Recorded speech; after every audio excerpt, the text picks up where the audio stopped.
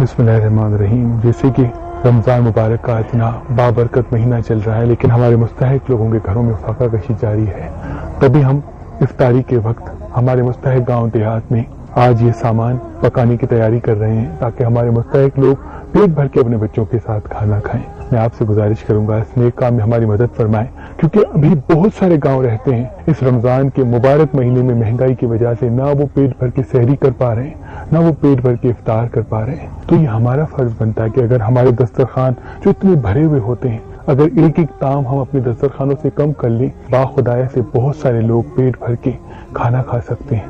ان کی کوئی بڑی خواہش نہیں ہے، نہ ان کو گوشت چاہیے، نہ ان کو مچھلی چاہیے، نہ ان کو کوئی پیزا برگر، کوئی ان کی خواہش نہیں ہے۔ بس ان کی خواہش یہ ہے کہ ہم اتنی گندم کی روٹی ہو کہ صرف پانی کے ساتھ، نمک کے ساتھ اپنے بچوں کے ساتھ کھا سکیں۔ ایسے لوگوں کو اگر ہم دال، راشن، گھی، چاول، افطار کا سامان، سحری کا سامان دیں گے تو کیا کیسے ان کے دل سے دعا نکلے گی، اور وہی دعا آپ کے گھر کو آباد کر دے گی۔ تو یہ واسطہ ہے اپنے محبوب کا، جن کے تعاون سے ہم اس رمضان راشن اور آٹا مستحق لوگوں میں تقسیم کر رہے ہیں، سحری اور افطاری کا سامان مستحق لوگوں میں تقسیم کر رہے ہیں۔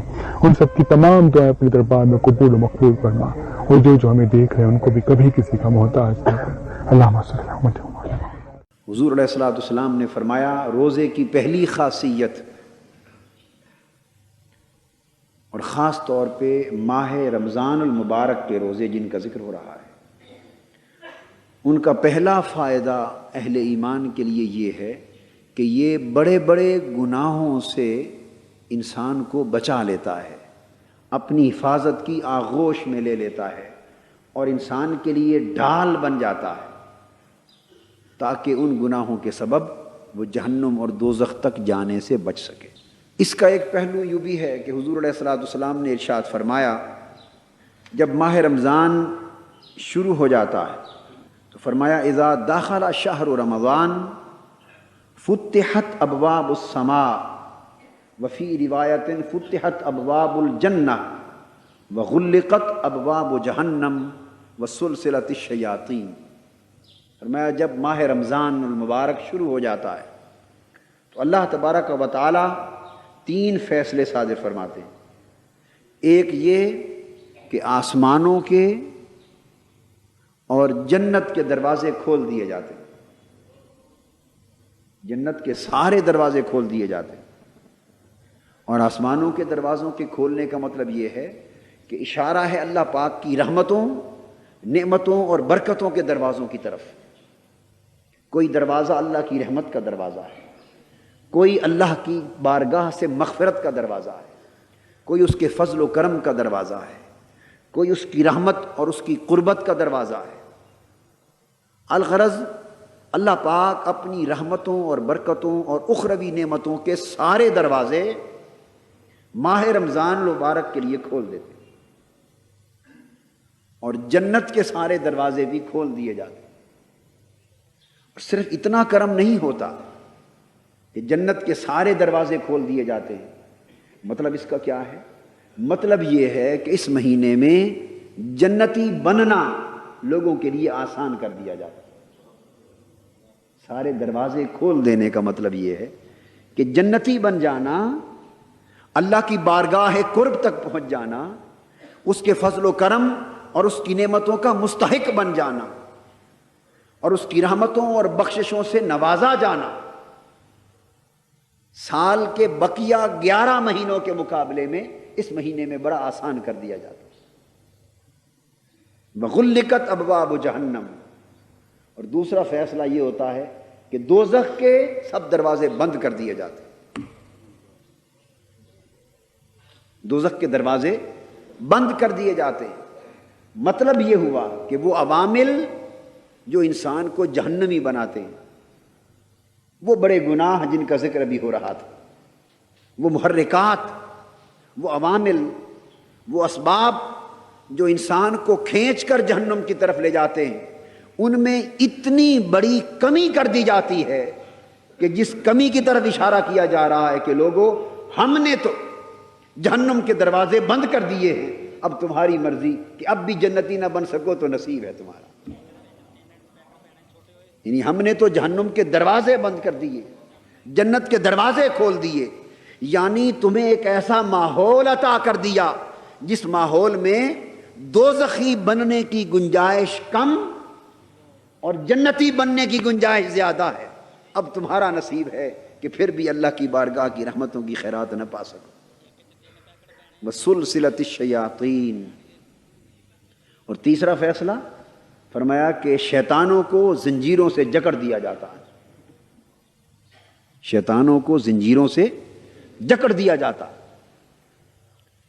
دو عوامل ہوتے ہیں انسان کو گمراہ کرنے کے.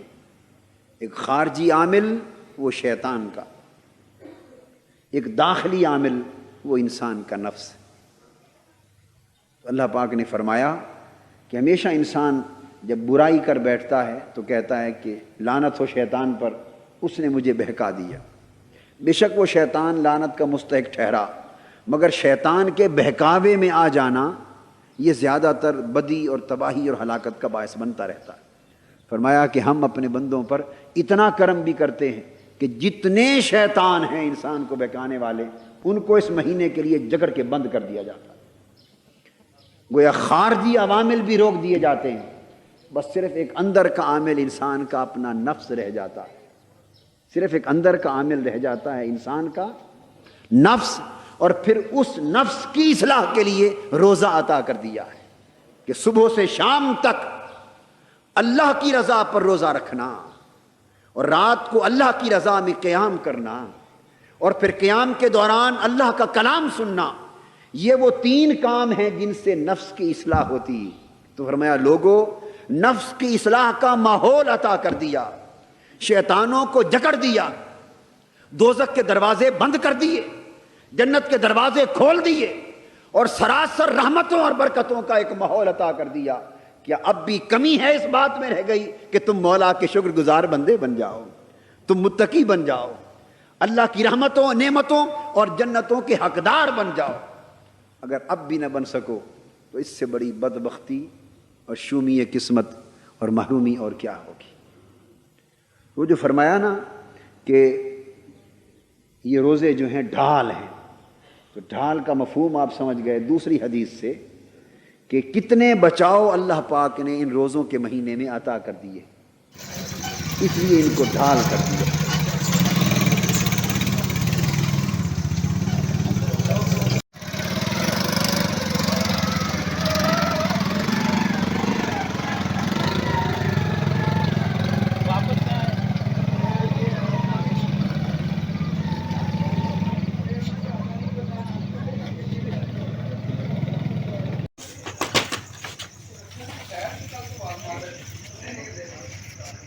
کنڈا کھڑکا دوبارہ.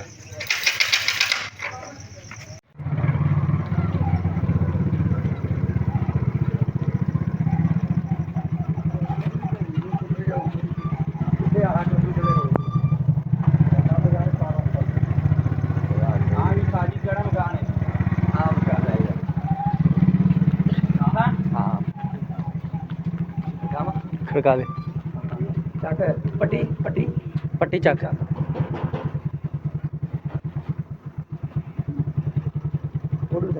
تو سائڈ تھی کھچ کے کھڑکا دروازہ، پٹی دروازہ کھڑکا. دکان کر دیں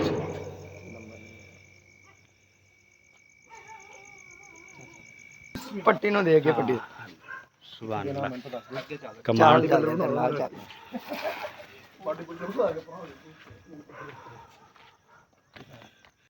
یہ عبداللطیف فاؤنڈیشن کی ٹیم ہے، ٹھیک ہے جی. یہ ہمارے جوائنٹ سیکرٹری صاحب ہیں عثمان بھائی، اور ساتھ کھڑے ہیں فنانس سیکرٹری ناصر بھائی، اور یہ ہمارے سیکرٹری ہیں عدیل بھائی، اور یہ ہمارے ایگزیکٹو پرسن ہیں رانا صاحب، اور یہ حیدر بھائی، ٹھیک ہے جی.